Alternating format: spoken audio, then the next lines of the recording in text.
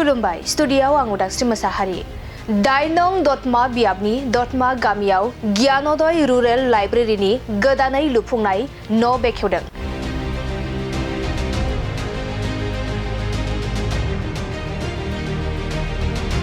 क'क्राझार जिल्लानि सिङाव थानाय दाइनं दतमा बियाबनि बोरसिजरा प्राइमारिनि सिङाव थानाय दतमा गामिनि रायजो राजा एबा फरायसाफोरनि सुबिदानि थाखाय बिटिआर सोरखारनिफ्राय मोनफुंनो हानाय आसनिनिफ्राय ज्ञानोदय रुरेल लाइब्रेरिनि थाखाय गोदानै न' लुफुंनायखौ दिनै बिटिआरनि मावफुं सोद्रोमा डक्टर नीलोद स्वर्गियारि बिथाङा बेखेवना होयो।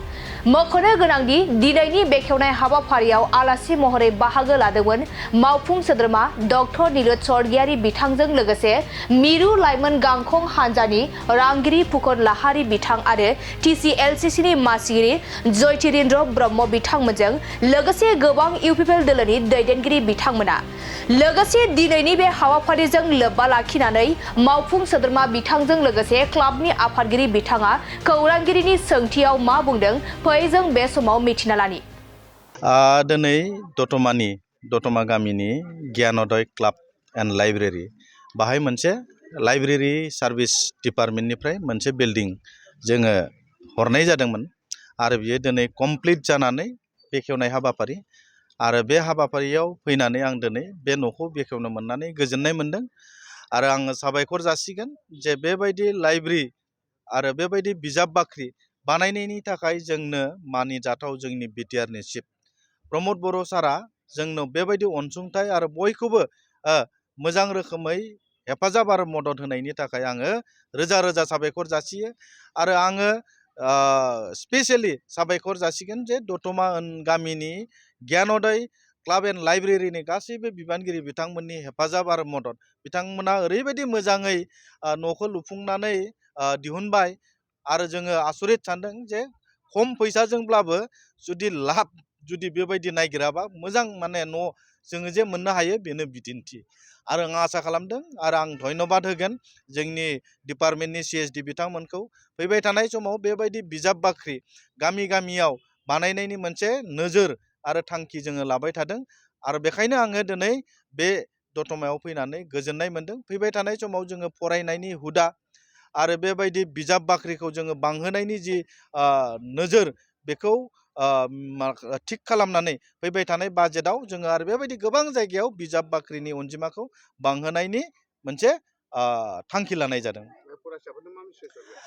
फरायसाफोरनो बेखौनो मेसेज होगोन जे फरायनाय हुदाखौ बांहोनांगौ आरो लेखाखौ जेसेबां हायो गावनि आंगो लोगो बानायनानै लानांगौ आं बेखौनो फरायसुलिफोरखौ मोनसे गुरै खावलायनाय।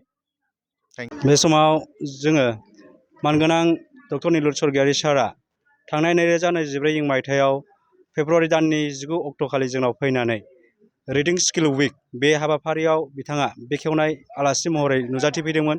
बिथाङा बे समावनो जोंनो खोथा होलांखादोंमोन दि जोंनि जे हालोद अबस्था थासारि बेखौ गासैखौबो बिथाङा बाहाय फैनानै बुजिफैनानै बिथाङा जोंनो गावनो खोथा होलांदों। दा खोथा होनाय बादियैनो जोङो दिनै बेबादि एसे समायना रमायना जों न' मोनफुंनो हादों। बेवहाय जोंहा जोबनो गैयै सारमोननि सायाव जोबोद गोजोननाय दं आरो बिटिआरनि CM गाहाय खुंगिरि प्रमद बर' सारनिसिमबो जों बे समाव साबायखर जासिनाय थायो आरो जोंनि गासै लाइब्रेरिनि सोद्रोमाफोरा दिनै बेबादि एसे समायना रमायना रुम मोननै जे न' बेखौ मोननानै जोङो ओरैबादि गोजोननाय मोन्दों आरो दिनैनि बे हाबाफारियाव गाहाय आलासि महरै बिथाङानो गावनि मुस्रि आखाइजों बेवहाय बेखेवना होफैनायाव आरो जों रासिनैनो जों गोजोननाय मोन्दों। हाबाफारियाव बाहाय सेन्ट्रेल इउथ इउपिपिएलनि ट्रेजारारि बिथां फुकन लाहारी सार आरो लोगोसे बेवहाय लाइब्रेरि क'क्राझार डिस्ट्रिक्टनि CSD सानसुमै बर' बिथाङाबो बाहाय बाहागो लाफैदों आरो बेवहाय दतमा ब्लक इउपिपिएलनि TLCC चेयारमेन मानगोनां जतिरेन्द्र ब्रह्म बिथांनि बाहागो लानायाव बे बेखेवनाय हाबाफारिया जाफुंसारदों।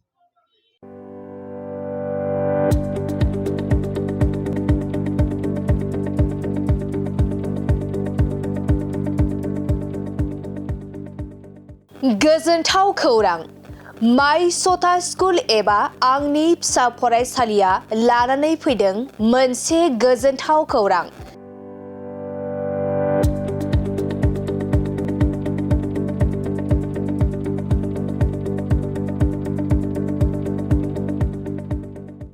क'क्राझार सहरनि जेडि रडजों थांग्रा वार्ड नं 4आव माइ सथा स्कुल एबा आंनि फिसा फरायसालियाव डे केयार, नार्सारि, LKG, UKGनि थाखाय मुं थिसननाया सोलिगासिनो दं। बे माइ सथा स्कुल एबा आंनि फिसा फरायसालियाव फरायसा फरायसुलिफोरनि थाखाय गोबां सुबिदाफोरबो दं।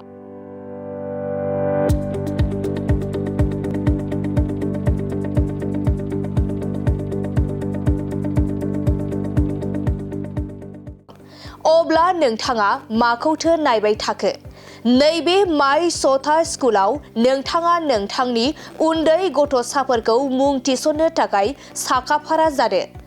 माइ सथा स्कुल एबा आंनि फिसा फरायसालियाव नोंथाङा थोंजोङै खौरां लानो थाखाय 8099887781 नङाब्ला 9531281982 बे मबाइल नाम्बारनि गेजेरजों खौरां लाहरनो हागोन।